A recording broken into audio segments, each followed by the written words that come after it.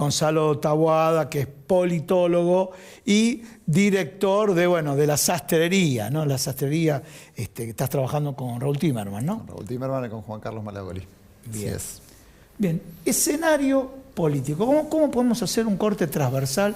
Porque si nos metemos en la rosca del día a día, bueno, de los vetos de Javier Milei, uno salió bien, el resto salieron mal, y sin embargo se lo ve que Javier Milei avanza. Entonces la primera pregunta que te digo ¿es un error o es un acierto que Javier Milei, a pesar de los obstáculos, en los obstáculos también tenemos que pensar, bueno, un tema que hubo con el fentanilo, pero no porque sea de Javier Milei, sino que corresponde a distintas gestiones históricamente, pero que tiene que sortear una serie de obstáculos que de pronto en el primer año no los tenía.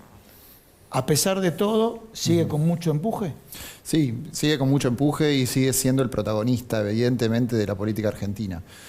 Si vemos que en Argentina un día parece un año, lo que falta de hoy hasta las elecciones del 26 de octubre habilitan un montón de etapas donde el gobierno va a ser absolutamente el protagonista e incluso en momentos donde le pueda llegar a ir mal, va a ser el protagonista en relación a cómo va a abordar esos escenarios negativos.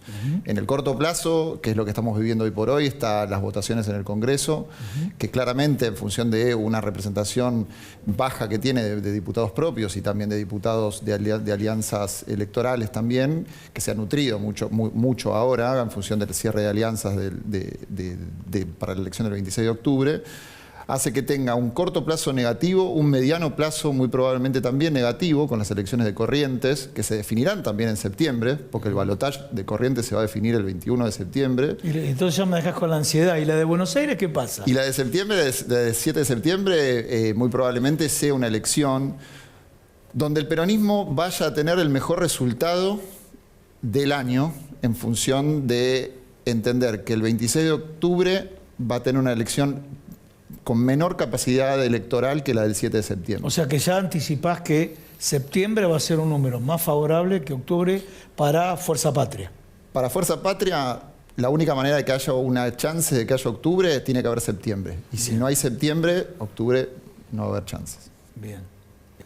¿Qué se define en octubre? Ahí tenemos me refiero, diputados. ¿Qué se define en el mes de octubre? Técnicamente, la mitad de la Cámara de Diputados y un tercio de la Cámara de Senado. Si tenemos ahí la fotografía para verlo. Y muy probablemente, bueno, acá tenemos la cantidad de fuerzas entre las que se va a repartir los diputados en cada una de las provincias. A ver si lo podemos ver en el final. Hay un escenario donde en muchas provincias se va a repartir entre dos fuerzas, se va a polarizar la elección. A ver, yo estoy mirando acá en color rojo. Si en color rojo, provincia de Buenos Aires dice 4 fuerzas o más. Es la única provincia donde va a haber más de 4 fuerzas que puedan llegar a cosechar diputados. En las demás, en las verdes, son solamente 3 fuerzas y en las amarillas se va a polarizar. Muy probablemente entre el oficialismo local y el gobierno nacional. Bien, ya que planteaste esto, que me vino bárbaro ¿sabes por qué me vino bárbaro? Digo, bueno, estamos hablando de, hoy por hoy, se está dando en el mundo y en la República Argentina, la polarización. 4 fuerzas o más. ¿Hay ganadores y perdedores cuando hay 4 fuerzas o más?